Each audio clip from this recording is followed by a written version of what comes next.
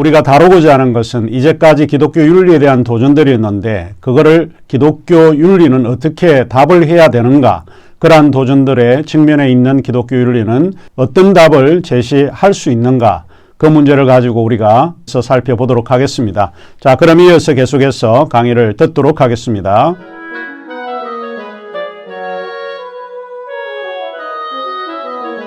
우리 지난주까지 기독교 윤리에 대한 여러 도전들이 있었는데 그 도전들에 대한 제각기 답들을 우선 살펴보고 그 다음에 우리가 윤리의 중요한 이론들이 무엇인지 살펴보도록 하겠습니다.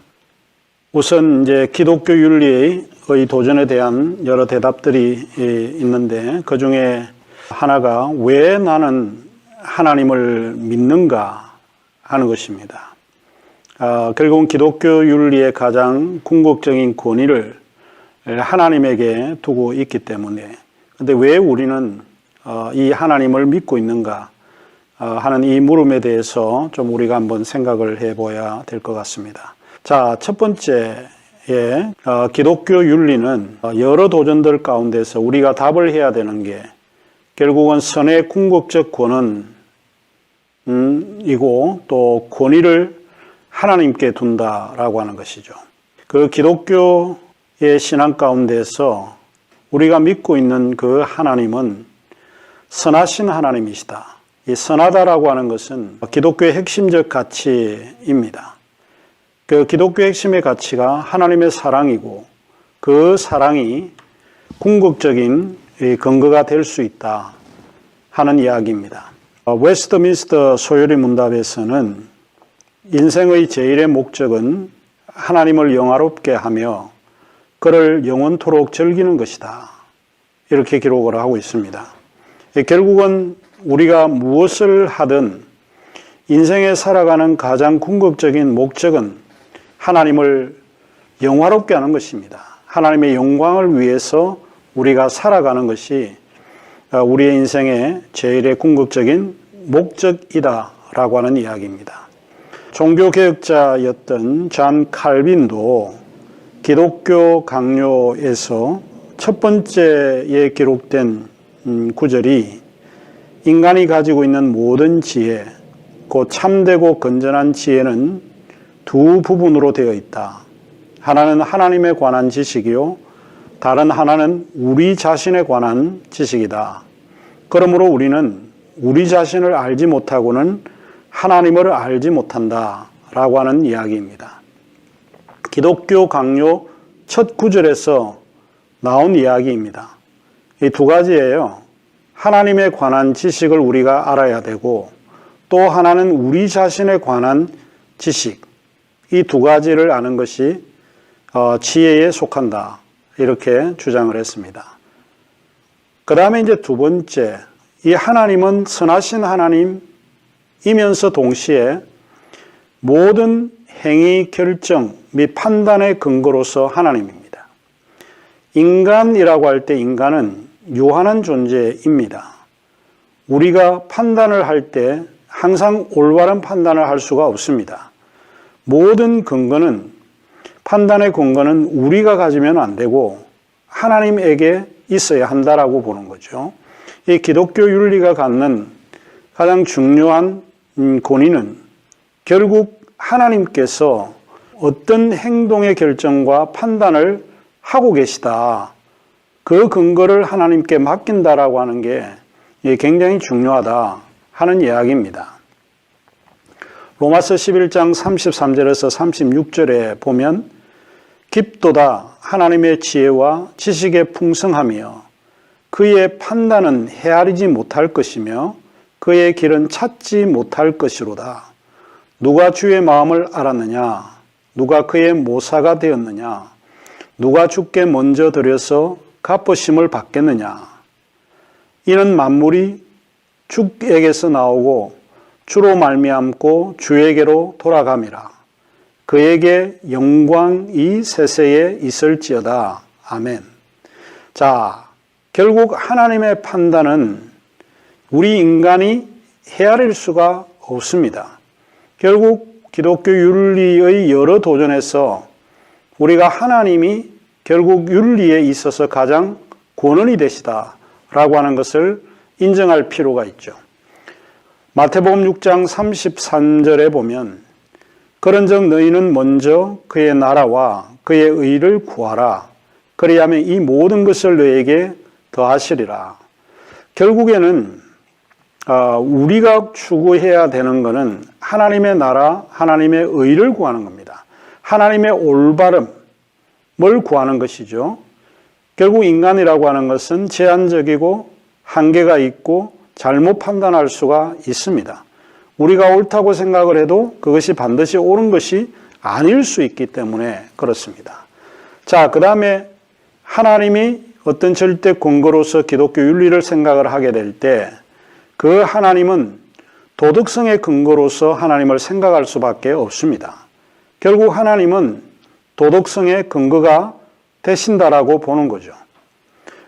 에밀 브루너라고 하는 신학자가 있습니다.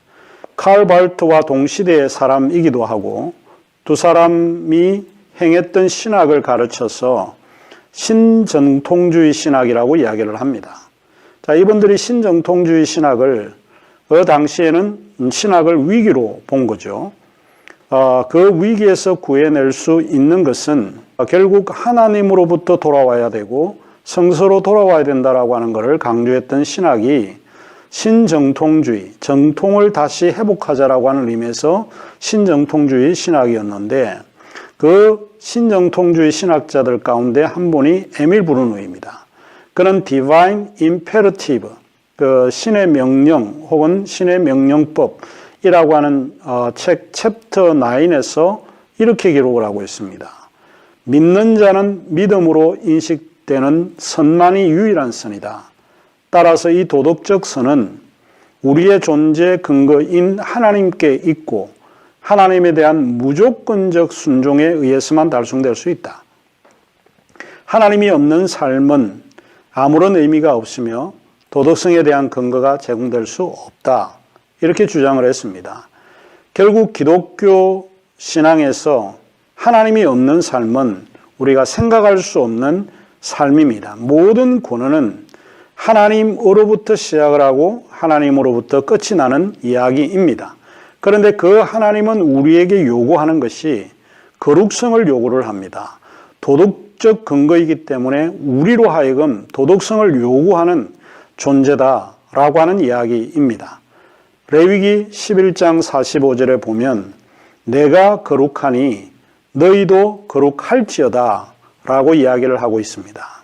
그 다음에 이제 두 번째, 기독교 윤리는 여러 도전에 대해서 대답할 수 있는 것이 행동입니다. 그래서 기독교 윤리는 그리스도인의 삶의 윤리적 행동에 의해서 증명되어야 합니다. 몇 가지 이제 구분해서 생각을 해볼 수 있는데 그 중에 첫째가 세상에 대한 그리스도인의 선한 증거입니다. 결국은 우리는 세상에서 선한 증거를 보이고 있느냐 하는 이야기입니다.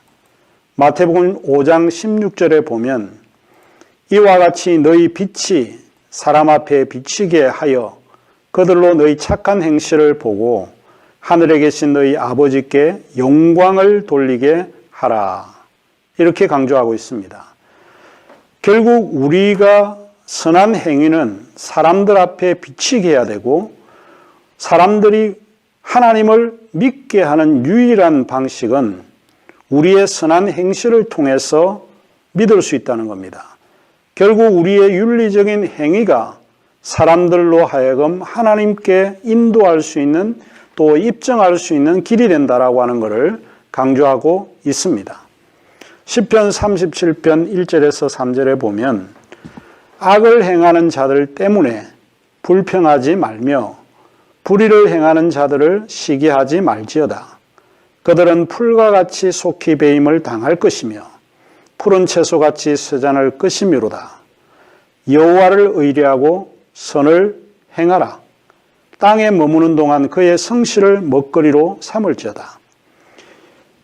이 시편 기자는 우리에게 이야기하기를 세상은 악을 행하는 자들이 무수히 많다는 거예요. 그들로 인해서 불평하지 말고 불의를 행하는 자들을 시기하지 말라. 그들을 보고 너도 동일하게 악을 행하거나 불의를 행하는 자가 되지 말라는 겁니다. 너는 여호와를 의뢰하고 세상이 그렇게 악하고 흠해도 선을 행하라. 땅에 머무는 동안 우리가 가져야 될 것이 하나 있는데 그게 성실이라는 겁니다. 그의 성실, 나의 성실이 아니라 하나님의 성실로 먹거리로 삼으라. 이게 다윗이 우리에게 말하고 있는 바입니다. 요한 1서 4장 12절은 더욱 명확한 어조로 우리에게 윤리적 행동을 강조하고 있는데 어느 때나 하나님을 본 사람이 없으되 만일 우리가 서로 사랑하면 하나님이 우리 안에 거하시고 그의 사랑이 우리 안에 온전히 이루어지느니라. 하나님을 본 사람은 없습니다. 왜냐하면 하나님은 영이시기 때문에 그렇습니다. 어느 누구도 하나님을 본 사람이 없습니다. 여러분 가운데 만일 나는 하나님을 봤다 그러면 그 사람은 실제로 사기꾼일 가능성이 높습니다. 아니면 다른 어떤 정신병동으로 보내야 될 사람이 아닌가 생각을 합니다. 그렇기 때문에 우리는 하나님을 본 사람이 없습니다. 그런데 우리가 이 하나님을 본 사람은 아니지만 우리를 통해서 하나님을 보게 하는 것은 유일한 방식이 사랑입니다. 내가 사랑을 하게 되면 그 사랑이 하나님이 우리 안에 거하시는 것을 알게 된다라고 보는 거예요. 결국 우리가 행하는 실천적 행위가 하나님을 증명하고 입증할 수밖에 없다 하는 이야기입니다. 그 다음에 기독교 윤리에 도전하는 대답에서 우리가 윤리적인 가치가 필요한데 두 번째가 이타주의 행동을 요구하고 있다는 거예요. 이 기독교 윤리 핵심 가치로서 이타주의, 엘트루이즘이라고 하는 게 굉장히 중요한 윤리의 개념 중에 하나입니다. 우리 빌립보서 2장을 많이 이제 등장하게 되는데 그러므로 그리스도 안에 무슨 권면이나 사랑의 무슨 위로나 성령의 무슨 교제나 긍휼이나 자비가 있거든 마음을 같이하여 같은 사랑을 가지고 뜻을 합하여 한 마음을 품어 아무 일에든지 다툼이나 허영으로 하지 말고 오직 겸손한 마음으로 각각 자기보다 남을 낮게 여기고 각각 자기 일을 돌아볼 뿐더러 또한 각각 다른 사람들의 일을 돌아보아 나의 기쁨을 충만하게 하라. 너희 안에 이 마음을 품으라. 곧 그리스도 예수의 마음이다. 자, 이 구절에서 좀 우리가 중요하게 생각하는 이타주의 행동이 겸손한 마음으로 각각 자기보다 남을 낮게 여기고 자기 일을 돌아보는 것뿐만 아니고 다른 사람의 일을 돌아봐야 되는 거예요. 이타주의 행동이 굉장히 중요하다. 예수 그리스도가 저희들을 향해서 보여준 행위 자체가 이타적인 행위다라고 하는 것을 알 수 있습니다. 자, 조금 긴 성경 구절이긴 한데 누가복음 10장 25절에서 37절을 한번 읽어보도록 하겠습니다. 어떤 율법 교사가 일어나 예수를 시험하여 이르되 선생님, 내가 무엇을 하여 영생을 얻으리까? 예수께서 이르시되 율법에 무엇이라 기록되었으며 네가 어떻게 읽느냐? 대답하여 이르되 내 마음을 다하여 목숨을 다하여 힘을 다하여 뜻을 다하여 주 너희 하나님을 사랑하고 또한 내 이웃을 내 자신과 같이 사랑하라 하였나이다. 예수께서 이르시되 내 대답이 옳도다. 이를 행하라 그러면 살리라 하시니 그 사람이 자기를 옳게 보이려고 예수께 여짜오되 그러면 내 이웃이 누구이니까? 예수께서 대답하여 이르시되 어떤 사람이 예루살렘에서 여리고로 내려가다가 강도를 만나매 강도들이 그 옷을 벗기고 때려 거의 죽은 것을 버리고 갔더라. 마침 한 제사장이 그 길로 내려가다가 그를 보고 피하여 지나가고 또 이와 같이 한 외인도 그곳에 이르러 그를 보고 피하여 지나가되 어떤 사마리아 사람은 여행하는 중 거기 이르러 그를 보고 불쌍히 여겨 가까이 가서 기름과 포도주를 그 상치에 붓고 싸매고 자기 짐승에 태워 주막으로 데리고 가서 돌봐 주니라. 그 이튿날 그가 주막 주인에게 데나리온 2를 내어주며 이르되 이 사람을 돌보아 주라. 비용이 더 들면 내가 돌아올 때에 갚으리라 하였으니 네 생각에는 이 세 사람 중에 누가 강돈 만난 자의 이웃이 되겠느냐. 이르되 자비를 베푼 자이다.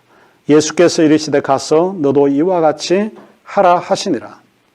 이타주의는 아무리 강조해도 지나치지 않습니다.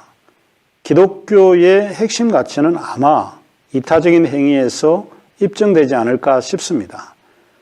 주님은 하나님을 사랑하고 또한 내 이웃을 내 자신과 같이 사랑하라 하는 것입니다.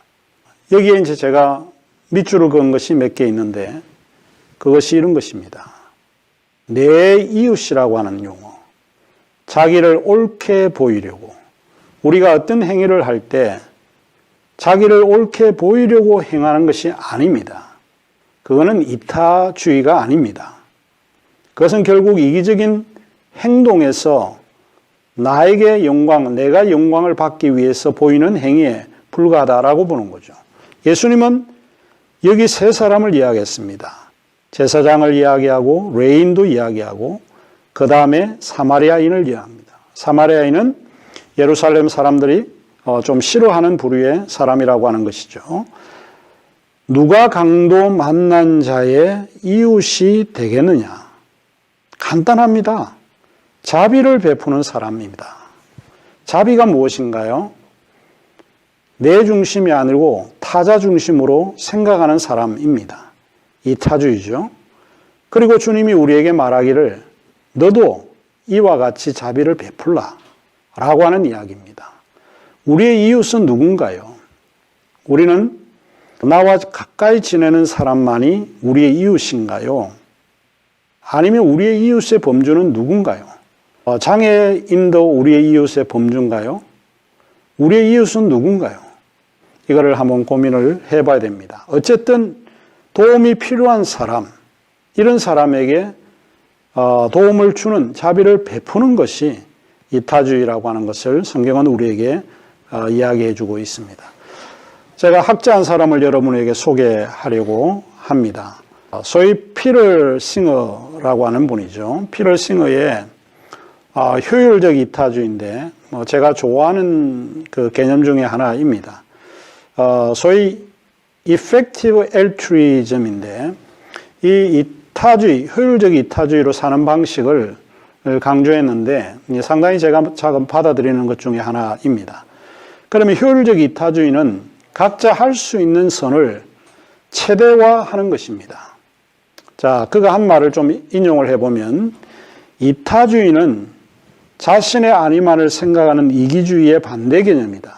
하지만 이타주의와는 달리 효율적 이타주의는 자기 희생만을 요구하는 개념이 아니다는 겁니다. 그렇다고 자신의 이익에 반하는 결정을 전제하지도 않는다. 남을 위한 최선이 본인의 행복으로 이어진다면 그것이 최상의 결과입니다. 이는 그들의 최우선 관심사는 선의 최대화이기 때문에 그렇다는 거죠. 자, effective라고 하는 효율적이라고 하는 그 개념이 굉장히 중요한데 어떤 사람은 우리에게 희생만을 굉장히 요구하는 경우가 있습니다. 이타주의는 맞죠. 그런데 그거는 너무 효율적 이타주의는 아닙니다. 내 삶을 무시하고 남에게만 희생하는 그거는 올바른 희생이 아니라고 볼 수 있는 거죠. 이런 의미에서 저는 이제 피럴 싱어, 이게 이 사람의 이야기가 옳고 그름을 떠나서 제가 참 일리 있다고 생각하는 개념인데, 자, 그래서 효율적, 이타주의 효율적. 결국은 우리가 선을 최대화하기 때문에 그런 거죠. 지금 우리가 코로나 바이러스로 인해서 우리가 수업도 동영상 수업으로 지금 대처를 하고 있는 이런 와중인데 한국 사회가 지금 힘들고 어려운 상황입니다. 우리 나라뿐만 아니라 전 세계적으로 굉장히 힘듭니다. 이럴 때 어떻게 해야 될 건가? 우리가 할 수 있는 것이 무엇일까? 우리가 도울 수 있는 것이 무엇일까? 선을 최대화하는 것이 굉장히 중요합니다. 내 생활을 내팽개치고 우리가 다른 나라에 가서 도울 수 있는 것은 없습니다. 그러나 그런 것보다 우리가 할 수 있는 것이 무엇일까 하는 이야기입니다. 그래서 우리가 관심을 갖는 최대의 것은 선을 최대화하는 이런 것이 필요하다. 이렇게 보는 거죠.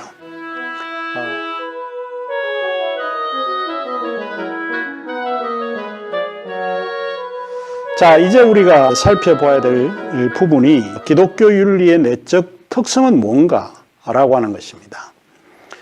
몇 가지 이제 여러분에게 좀 이야기를 하고 그 다음에 윤리의 중요한 이론들을 좀 배워볼까 합니다. 기독교 윤리는 불변하는 도덕적 속성에 반하는 일은 결코 하지 않는 하나님의 의지에 토대를 둡니다. 우리의 의지가 아니라 하나님의 의지에 그 토대를 두고 있다는 것입니다. 기독교 윤리는 내 뜻을 관철시키는 것이 아닙니다. 기독교 윤리는 하나님의 뜻을 준수하는 것입니다. 하나님의 뜻은 무언가요? 우리가 온전해지는 삶, 즉 성숙해지는 삶을 하나님이 원하시는 삶이다 라고 하는 이야기입니다.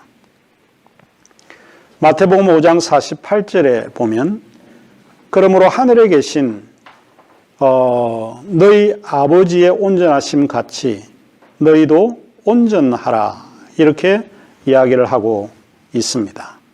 결국은 우리가 하나님의 뜻을 따르는 사람이었다 하는 것이죠.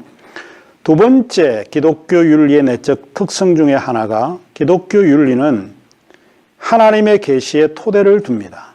우리가 이제 하나님의 계시라고 할 때 두 가지로 구분해서 생각을 해볼 수 있는데 하나는 일반 계시가 있고 하나는 특별 계시가 있습니다. 그러면 일반 계시는 뭐고 특별 계시는 뭐냐?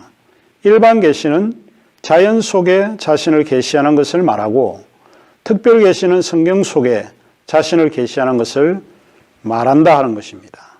결국은 기독교 윤리는 하나님의 계시에 토대를 두어야 한다라고 보는 거죠. 특별히 로마서 1장 20절에 보면 창세기로부터 그의 보이지 않는 것들 곧 그의 영원하신 능력과 신성이 그가 만드신 만물에 분명히 보여 알려졌나니 그러므로 그들이 핑계하지 못할지라. 창세기로부터 보이지 않은 이 자연 속에 하나님의 신성이 숨겨져 있다라고 보는 거죠. 그래서 사람들이 이 자연을 통해서도 하나님께서 자신을 계시한다라고 하는 것을 알 수 있습니다. 마태복음 5장 45절에 보면 이같이 한즉 하늘에 계신 너희 아버지의 아들이 되리니 이는 하나님이 그 해를 악인과 선인에게 비추시며 비를 의로운 자와 불의한 자에게 내려주심이라. 하나님은 항상 선한 사람에게만 비를 내리시지 않습니다. 하나님은 의로운 자와 불의한 자에게도 동시에 비를 내려주신다는 겁니다. 이런 게 바로 일반 계시입니다. 하나님의 역사는 하나님의 계시는 반드시 예수 그리스도를 통한 계시, 특별 계시에만 의하지 않고 일반 계시를 통해서도 역사합니다. 그런데 기독교 윤리의 내적 특성 중에 하나가 이 하나님의 계시에 토대를 반드시 두어야 한다라고 하는 이야기입니다. 로마서 2장 14절 15절에도 동일하게 율법 없는 이방인이 본성으로 율법의 일을 행할 때에는 이 사람은 율법이 없어도 자기가 자기에게 율법이 되나니 이런 이들은 그 양심이 증거가 되어 그 생각들이 서로 혹은 고발하여 혹은 변명하여 그 마음에 새긴 율법의 행위를 나타내느니라. 양심이라고 하는 이 자연의 섭리 속에서 하나님을 알 수 있다라고 보는 거죠. 하나님은 자연을 통해서 자신을 계시해 주신다라고 하는 이야기입니다. 그 다음에 세 번째로 기독교 윤리의 내적 특성이 규정적입니다. 규정적이라고 하는 것은 일종의 규범적인 그런 형태로 이해해 볼 수 있죠. 기독교인의 윤리적인 기준은 성경입니다. 비록 해석의 다양성이 용인되더라도 성경 안에서 윤리적 의무를 찾습니다. 물론 성경이라고 하는 것은 굉장히 복잡하고 이해하기 어려운 부분들이 있고 누가 어떻게 성경을 보는가에 따라서 해석의 다양성이 존재하긴 합니다. 그러나 우리가 가져야 될 이런 해석의 다양성에도 불구하고 기독교 윤리의 기준은 결국 성서에서 윤리적 의무를 찾아야 한다라고 하는 이야기입니다. 히브리서 4장 12절에 보면 하나님의 말씀은 살아있고 활력이 있어 좌우의 날선 어떤 금보다 예리하여 홍과 영과 및 관절과 골수를 찔러 쪼개기까지 하며 또 마음의 생각과 뜻을 판단한다라고 볼 수 있죠. 그래서 하나님의 말씀이라고 하는 것이 결국에는 기독교 윤리의 규정을 삼는 기준이 될 수 있다라고 하는 이야기입니다. 갈라디아서 5장 22절 23절에 보면 오직 성령에 열리면은 사랑과 희락과 평과 오래 참음과 자비와 양성과 충성과 온유와 절제 이 같은 것을 금지할 법이 없다. 이렇게 주장을 합니다. 이제 마지막으로 기독교 윤리는 의무론적입니다. 이 의무론적이라고 하는 게 이제 무슨 뜻이냐. 첫째로 의무론은 가치와 목적을 이루기 위한 행위에 관심을 갖는 목적론과 반대되는 견해예요. 의무론은 결과보다는 동기에 초점을 맞추는 것을 의무론이라고 봅니다. 우리가 윤리의 중요한 이론들을 살펴볼 때 의무론의 윤리를 펼쳐볼 때 그때 조금 더 구체적으로 공부를 하게 되겠지만은 이 의무론은 선한 행동이 우리의 희생을 요구할 때라도 의무를 이행해야 하는 것을 말합니다. 그 다음에 셋째로 의무론은 도덕적으로 옳은 행동은 필연적으로 지켜야 할 규범으로 받아들입니다. 내가 불편해도 그거를 지켜야 되는 그런 의무로 받아들여야 되는 것을 이야기를 하죠. 그 요한복음 13장 35절에 보면 너희가 서로 사랑하면 이로써 모든 사람이 너희가 내 제자인 줄 알리라. 우리가 사랑해야 된다는 것은 일종의 목적이 아니고 이거는 의무입니다. 우리가 당위적으로 받아들여야 될 것이라고 볼 수 있습니다.